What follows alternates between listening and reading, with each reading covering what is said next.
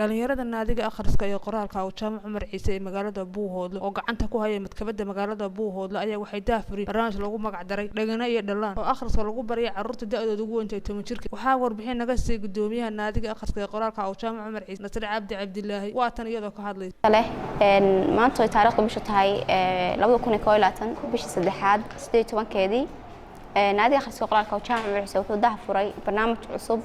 oo loogu talagalay in dhalaanka ama carruurta akhriska lagu ababiyo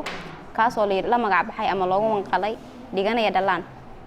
barnaamijka waxaan uga dan lahayn ama u aasaasnay ama u furnay in dhalinyarada ama carruurta yaryar lagu baro akhriska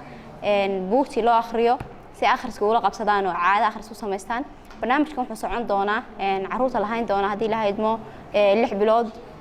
waxa la isu keeni doonaa bishii 3 mar ama 2 mar hadba ay ku suura gasho waqtiyada khamiisaha ay waxbarashada fasaxa ka tahay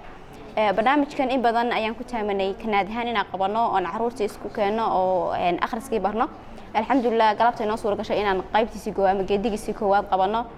carruur tiro badan oo yaryar oo akhriska xiiseynaysa ayaa ka soo qayb gashay insha Allah wayna sii socon doonaa hadii la haydmo 6 bilood loogu talagalay marka waxaan rajaynayaa markii 6 bilood dhamaato inay soo bixi doonaan carruur daayar ah reer Buuhoodle ah oo akhriska xiiseynaya oo akhrinaya sidaysan dadkii hore reer Buuhoodle nasiibka ugu soo helin ama fursad aysan u saamxin inay wax akhriyaan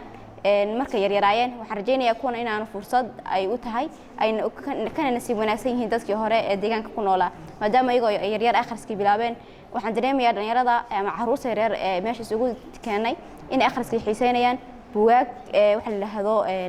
difacooda ama da'dooda ah oo ay akhriyaan maktabada ay ku yartay insha Allah waxaan ku dadaali doonaa isku dayi doonaa buugaagta noocan la halmaala ee carruurta ama waxa la yiraahdo ay xiiseynayaan ee ay fahmi karaan in aan soo korrino naadiga akhriska qoraalka oo Jaamac Cumar Ciise mar walba wuxuu u taagan yahay inuu dhiso garaadka iyo uu kobciyo jiilka maanta iyo jiilka bariba ayaan u taaganahay kuwa maanta wax fahmaya iyo kuwii bari soo bixi lahaaba inaanu dhisno oo ka shaqeyno garaadkooda oo ay noqdaan يعني dad wax fahmi karaya caalamka akhriska dhexgali karaya insha Allah barnaamijkan waxaan rajaynayaa inuu noqdo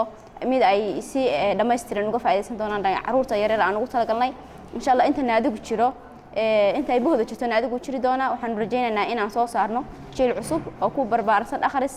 iyo qoraal Najaam Maxamuud Salaad telefishinka caalamiga Bulsha TV magaalada Buuhoodle